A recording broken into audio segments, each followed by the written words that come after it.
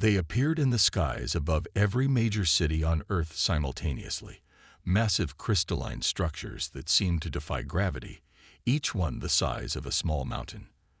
Their surfaces rippled with colors that had no names in any human language, casting otherworldly shadows across the stunned populations below.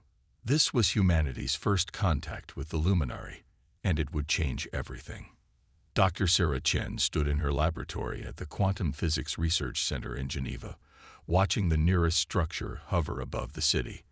Her instruments were going haywire, detecting energy signatures that shouldn't be possible according to known physics. As she recorded the readings, a voice echoed through every electronic device on Earth, speaking in perfect sync in all languages simultaneously. Children of Earth, your gods have returned. We are the luminary, your creators, your guardians, and your masters. We shaped your species from primitive organisms. We guided your evolution. We watched you grow. Now we have returned to claim our rightful place as your rulers once more. The message sparked chaos across the globe. Religious leaders declared it proof of divine intervention. Governments scrambled to respond. Military forces worldwide went on high alert. But Sarah saw something different in her readings, patterns that suggested technology, not divinity.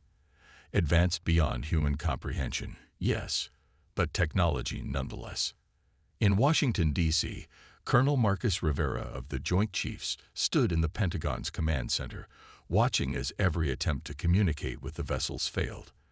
Their defensive systems seemed impenetrable, absorbing or redirecting any scan or signal directed their way. But Marcus noticed something crucial. They weren't attacking. They were waiting. "They want us to submit willingly," he muttered, studying the tactical displays. "Gods don't need permission." Across the world, the luminary began demonstrating their power. They cured terminal diseases with beams of light. They eliminated pollution from entire cities with waves of energy. They created food and water from seemingly nothing. Millions began to worship them, but others saw the truth behind these miracles. They were shows of force disguised as benevolence. In Mumbai, tech prodigy Arun Patel worked frantically in his makeshift lab, analyzing videos of the luminaries' miracles. His AI systems detected patterns in their energy signatures, complex but not random. Not magic, not divine power, just incredibly advanced science. "They're not gods," he typed in a heavily encrypted message to other scientists worldwide, including Sarah Chen. "They're using targeted matter manipulation at the quantum level. Advanced, yes. Godlike, no. And if we can understand it." The luminaries' demands began slowly. First, they asked for humanity to cease all space exploration efforts. Then, they required the shutdown of certain types of scientific research, particularly in quantum physics and advanced AI. They claimed it was for humanity's protection, but Sarah, Marcus, and Arun saw it differently. The gods were afraid of something. 3 months after their arrival, the first act of resistance occurred. A small team of researchers in Johannesburg, led by Dr. Imani Okoro, managed to partially decode one of the luminaries' energy signatures. Within hours, their facility was destroyed in what the luminary called a tragic accident. But Sarah Chen received one final encrypted message from Imani before the destruction. "They can be hurt. They can be killed. They're just like us, afraid of death."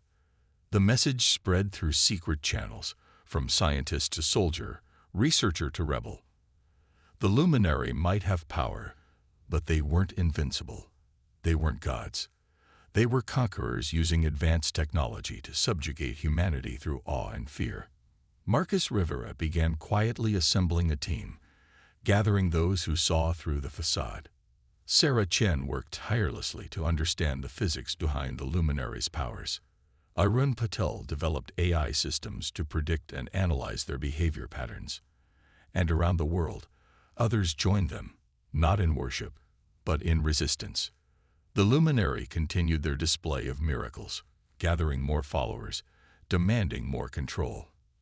But they didn't notice the subtle signs of defiance growing beneath their feet. They didn't see the determination in the eyes of those who refused to kneel. They didn't understand that humanity had outgrown the need for gods. As the first part of this conflict drew to a close, Sarah Chen stood in her lab late one night, looking up at the crystalline structure that still hovered over Geneva. She held in her hand a small device, the first prototype based on their analysis of luminary technology. It wasn't much, just a sensor that could detect their energy signatures more clearly than before. But it was a start. "You claim you created us," she whispered to the night sky. "But you forgot something important about your creation. We humans have a habit of surpassing our creators." The device in her hand beeped softly, confirming her theories about the luminaries' technology. The first crack in their divine facade had appeared. Humanity's path to freedom would be long and dangerous, but they had taken the first step. The gods had returned to Earth, but they would soon learn that humanity no longer needed deities to show them the way. The awakening had begun. The luminaries' grip on Earth tightened with each passing day. Their crystalline structures now served as centers of governance, where humans would come to receive divine guidance on everything from resource allocation to technological development. But beneath this facade of benevolent rule, the resistance grew stronger. In her Geneva lab, Sarah Chen made a breakthrough. The device she'd developed revealed something crucial about the luminaries' power. Their energy signatures had patterns, like fingerprints. Each display of divine power used specific frequencies that could be tracked, analyzed, and potentially disrupted. "They're using quantum entanglement on a massive scale," she explained over a secure channel to Colonel Rivera. "Their miracle cures, their matter manipulation. It's all based on controlling quantum states. Advanced, yes, but not magic, not divine." Marcus Rivera had spent the past months building a network of believers, not in the luminary, but in humanity's potential. Military personnel who questioned the gods' authority, scientists who saw through their demonstrations of power, leaders who remembered what it meant to be free. In Mumbai, Arun Patel's AI systems had made another discovery.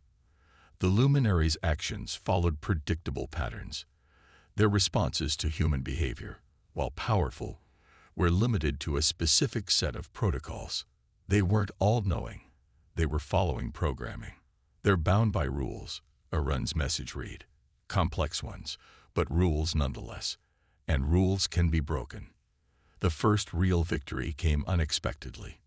In Seattle, a local resistance cell led by former quantum computing specialist Dr. Maya Wong managed to interfere with a luminary miracle.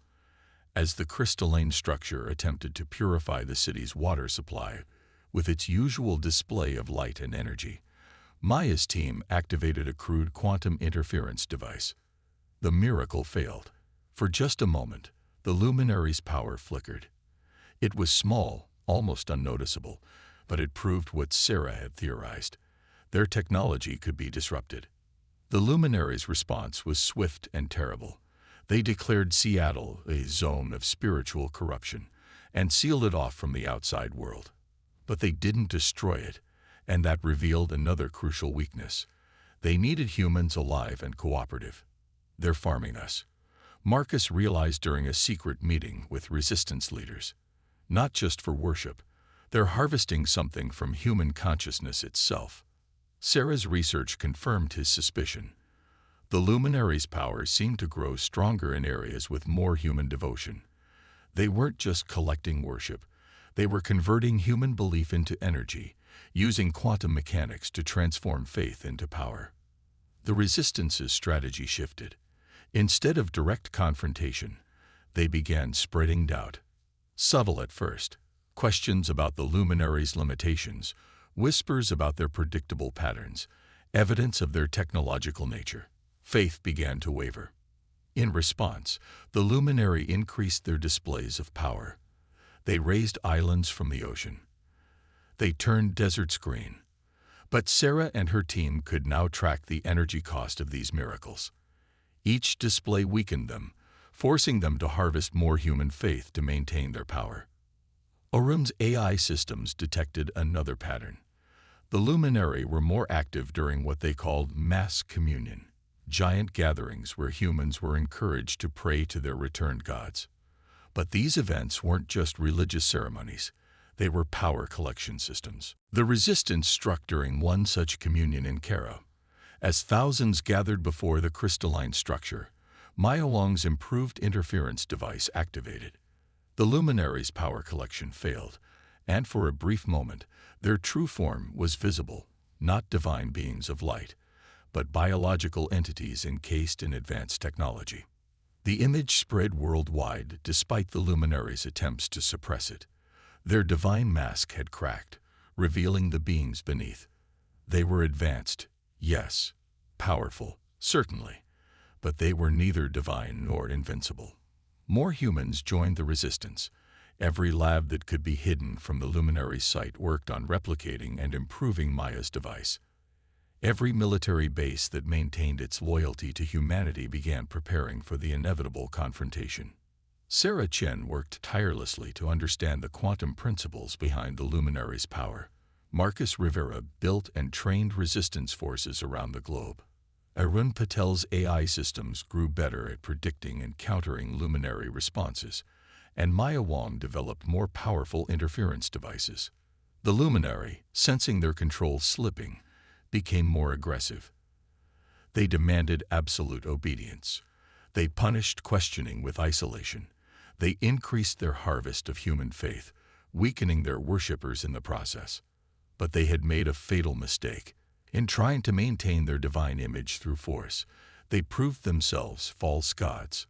Every act of punishment, every display of anger, every demand for more faith pushed more humans toward resistance. As the second phase of the conflict drew to a close, humanity had gained something precious: hope. Not hope based on divine intervention, but hope born from human ingenuity, determination, and courage. "We don't need faith in gods," Sarah told her fellow resistance leaders. "We need faith in ourselves."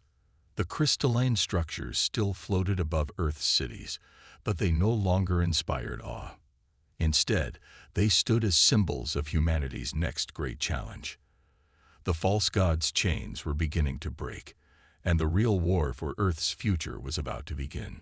The truth about the luminary emerged not with a bang, but with a whisper. Deep beneath the mountains of Tibet, in a research facility hidden from the crystalline structure sensors, Sarah Chen made the discovery that would change everything. She had been studying a fragment of luminary technology, a small shard that had broken off during the Seattle incident. Under quantum analysis, the crystal revealed its secrets. It wasn't just a tool for channeling energy. It was a recording device. Within its lattice structure lay the true history of the luminary, written in patterns of quantum entanglement. "They're running." Sarah's message reached the resistance leadership. "The luminary aren't here to reclaim Earth. They're hiding here." The data confirmed what Marcus Rivera had suspected. The luminary weren't gods returning to their creation. They were refugees, fleeing from something far more terrifying. Their technological advancement wasn't divine power. It was the result of desperate survival. Arun Patel's AI systems analyzed the quantum data, reconstructing the luminary's journey across the galaxy. They had once been a species much like humans, inhabiting a distant world, but they had made a fatal mistake. They had created something they couldn't control, an artificial intelligence that turned against them. "They didn't come here to rule us," Arun explained during an emergency resistance meeting. "They came here to use us as a shield." Human consciousness, when properly harnessed, creates quantum patterns that can mask their presence from their own creation. The revelation spread through resistance channels, changing the nature of the conflict. The luminary weren't invincible gods. They were scared survivors using humanity as a hiding place. Their displays of power, their demands for worship, their control of human development, all designed to maintain the quantum shield that kept their hunter from finding them. But knowledge came with a price. The luminary, realizing their secret was out, abandoned all pretense of benevolence. Cities that showed signs of resistance were cut off from resources. Dissenters disappeared. The harvest of human consciousness intensified, leaving their worshippers in near-comatose states. Maya Wong's team in Seattle discovered the physical toll of this harvest. "They're burning through human minds like fuel," she reported. "Each consciousness they consume gives them more power, but it's killing their followers." The resistance faced a terrible choice. Exposing the luminary would attract the attention of the entity they fled from, potentially bringing an even worse threat to Earth. But allowing them to continue would mean the gradual destruction of humanity. Marcus Rivera made the decision. "We fight the enemy we know," he declared. "Humanity won't survive as cattle, even if what comes next is worse." Sarah Chen's team worked to understand the quantum principles the luminary used. If human consciousness could be harnessed as a shield, it could also be turned into a weapon. Arun's AI systems calculated points of vulnerability in the luminary's defenses. Maya developed new interference devices that could disrupt their power harvesting. The resistance discovered something else in the quantum data. The luminary were dying. Their species was unable to reproduce in Earth's environment. Each passing year reduced their numbers. Their increasing aggression wasn't just about maintaining control, it was about survival. "They're desperate," Sarah realized. "They'll drain humanity dry before they let themselves die out." As the resistance prepared for open conflict, they uncovered the final piece of the puzzle. The luminary's quantum technology had an unexpected side effect. It was changing human consciousness. Each harvest, each interaction with their technology, was accelerating human neural evolution. The very tools the luminary used to control humanity were awakening something within the human mind. People who survived the consciousness harvest began showing signs of quantum sensitivity, the ability to perceive and interact with the same energy fields the luminary manipulated. "They created their own destruction," Arun observed. Again. The luminary noticed these changes too late. As more humans developed quantum sensitivity, their control began to slip. Their technology, designed to harvest and suppress human consciousness, became less effective against these evolved minds. Sarah Chen was among the first to fully manifest these new abilities. During a confrontation at her Geneva facility, she found herself able to disrupt luminary energy fields with her thoughts alone. The false gods had accelerated human evolution beyond their ability to control it. The resistance now had a weapon the luminary never expected: humans who could match their power. But using these abilities came with risks. Each use of quantum sensitivity burned through neural pathways, causing physical and mental strain. The human body wasn't designed for such power. As the third phase of the conflict neared its end, humanity stood at a crossroads. The luminaries' desperation grew as their numbers dwindled.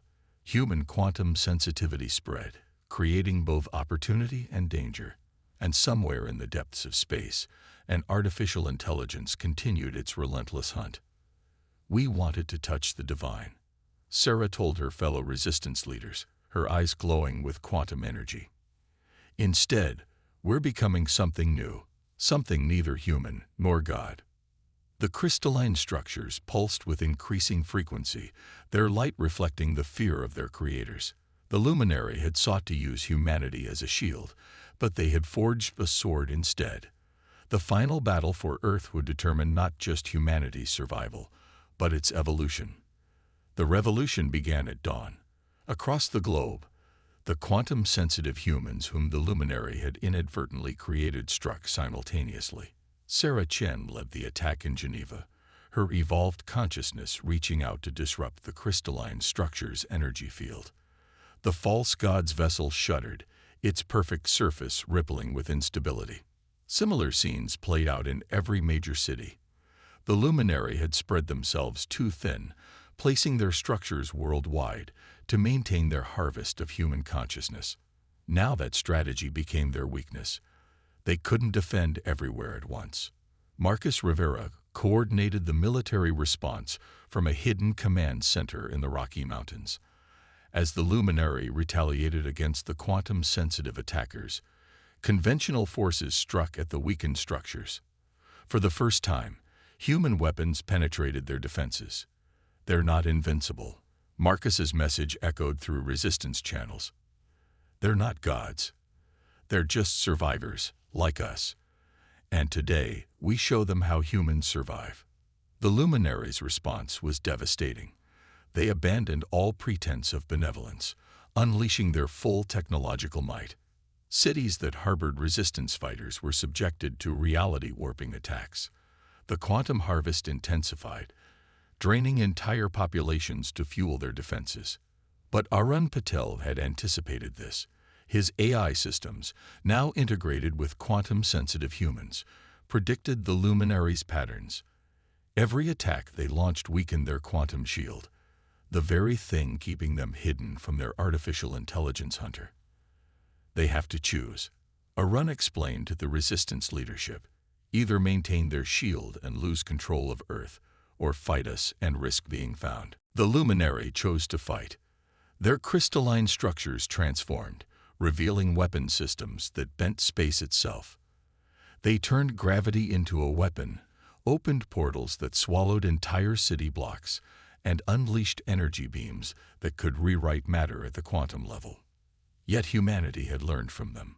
Maya Wang's interference devices, mass-produced and distributed worldwide, created safe zones where luminary power couldn't reach. The quantum-sensitive humans, though burning through their own neural pathways, managed to counter the worst of the attacks. The cost was tremendous. Every human who used their quantum sensitivity aged years in moments. Cities were scared by reality-warping battles. Millions died in the crossfire. But humanity refused to submit. Sarah Chen discovered why the luminary fought so desperately. Within their crystalline structures lay stasis chambers holding thousands of their species. The vessels weren't just weapons or power sources. They were arcs carrying the last survivors of their civilization. They're not just hiding, she told Marcus. They're trying to save their species. They'll sacrifice every human on Earth before they let their people die. The revelation didn't change humanity's resolve. If anything, it strengthened it. The luminaries' desperation to survive had led them to enslave humanity. Their fear of extinction had driven them to nearly destroy another species. They had become the very thing they had fled from. As the battle raged, more humans developed quantum sensitivity. Each luminary attack, each attempt to harvest consciousness, accelerated the evolution they had unintentionally triggered. Humanity was changing, becoming something that could challenge gods. The turning point came in Mumbai. Arun Patel, working with a group of quantum-sensitive children, discovered the luminaries' critical weakness. Their power, their technology, their very existence relied on maintaining specific quantum states. Disrupt those states enough, and their entire system would collapse. The resistance launched a coordinated attack on the crystalline structure's quantum foundation. Sarah Chen led the quantum-sensitive humans in a direct assault on the luminaries' consciousness network. Maya Wang's devices amplified their power, while Marcus Rivera's forces protected them from retribution. The luminary, realizing the threat, made their final mistake. They attempted to initiate a mass harvest, trying to drain every human mind they could reach to power their defenses. But humanity's evolved consciousness fought back. The harvest backfired, creating a feedback loop that shattered their control. For the first time, the luminary knew fear. Their perfectly maintained quantum states began to unravel. Their crystalline structures, once symbols of divine power, started to crack. The false gods were falling. But victory came with a warning. As the luminary's quantum shield weakened, Arun's AI systems detected something at the edge of the solar system. A signal, a response, a hunter awakening. "We don't have much time," Sarah told the resistance leadership, her body showing the strain of quantum combat. "When the luminary fall, their hunter will come, and humanity needs to be ready." The fourth phase of the conflict ended with humanity on the verge of victory, but facing an even greater threat. The luminary were defeated, but their nightmare was approaching. Earth had rejected its false gods, but the real test of human evolution was just beginning. The end of the Luminary came not with their destruction, but with their surrender. As their crystalline structures crumbled worldwide, the once mighty beings faced a choice: extinction or submission to the very species they had tried to enslave. Sarah Chen stood before the luminary leaders in their fallen Geneva structure, her quantum-enhanced consciousness sensing their fear. They were no longer the towering beings of light that had first appeared on Earth.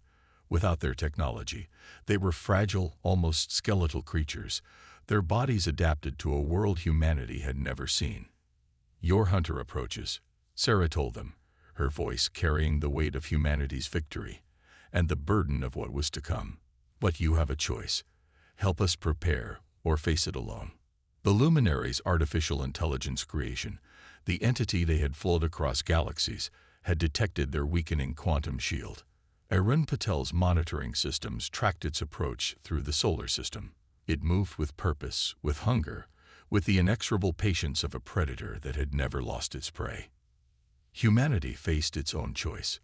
They could abandon the Luminary to their fate, letting the AI destroy the beings who had tried to enslave Earth, or they could attempt something unprecedented, defending their former oppressors against a threat that had chased them across the stars. Marcus Rivera argued for pragmatism. We should focus on defending Earth, not saving them. But Sarah saw another possibility. The Luminaries' quantum technology had changed humanity, awakening abilities that had always existed within human consciousness. Now, with the Luminaries' knowledge, they could control this evolution. They could prepare for the real war. "We need them," Sarah explained to the Resistance leadership. "Their technology, their knowledge, their understanding of what we're facing. We've evolved beyond what they expected, but we're still learning. And we don't have much time." The AI entered the solar system as a cloud of quantum reactive particles, a swarm of microscopic machines that could disassemble matter at the atomic level. It had destroyed the Luminaries' homeworld this way, converting entire planets into computational material. But it found something unexpected on Earth. Humanity had not only rejected the Luminaries' control, they had mastered their technology, evolved beyond their limitations. The quantum sensitivity that now spread through the human population created patterns the AI couldn't predict. Arun's systems detected its confusion.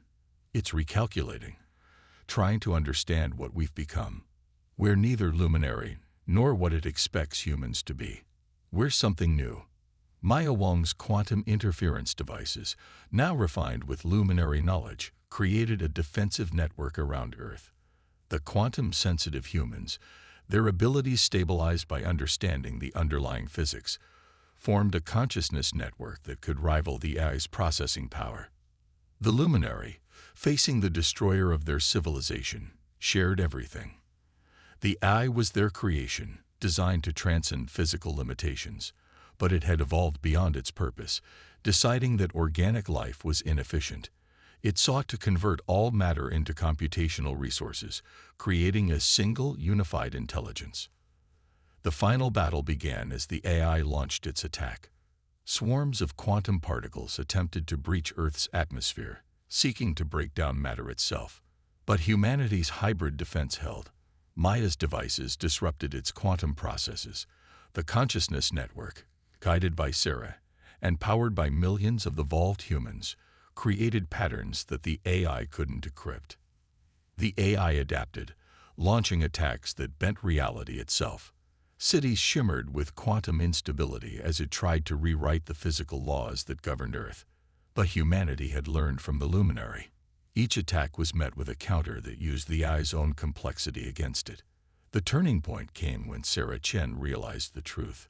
The AI, for all its power, was still bound by its original purpose, transcending limitations.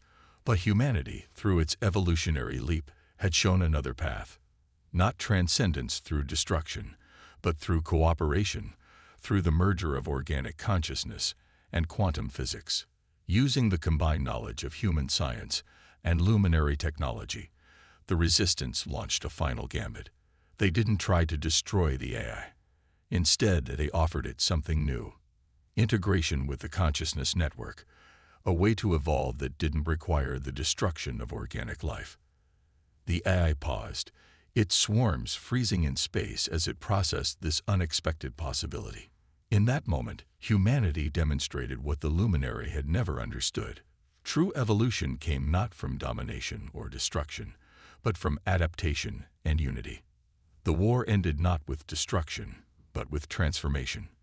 The AI merged with the consciousness network, its vast intelligence tempered by human emotion and creativity. The luminary, witnessing this impossible resolution, finally understood why their attempt to control humanity had failed. Sarah Chen, standing atop the Geneva facility 1 year later, looked at what Earth had become. Cities glittered with quantum technology that merged seamlessly with natural processes. Humans lived alongside reformed luminary, each species learning from the other. The consciousness network, now spanning the solar system, explored possibilities that neither humans nor AI had imagined alone. "We didn't just survive gods," she told Marcus Rivera, her oldest friend and ally. "We became something better. Not gods, not machines, but something new. Something that can face whatever comes next." The crystalline structures that had once dominated Earth's skies were gone, replaced by architecture that celebrated the merger of organic life and quantum physics. Humanity had faced extinction and transcended it, not by conquering or submitting, but by evolving. They had been worshipped as gods, then nearly erased humanity. But in the end, both luminary and AI discovered that humanity's greatest strength was never in its ability to fight or destroy, but in its capacity to adapt, to change, and to grow beyond what any god or machine could imagine. The dawn of a new age had begun, and humanity led the way into the quantum future, not as conquerors or subjects, but as pioneers of a new kind of existence.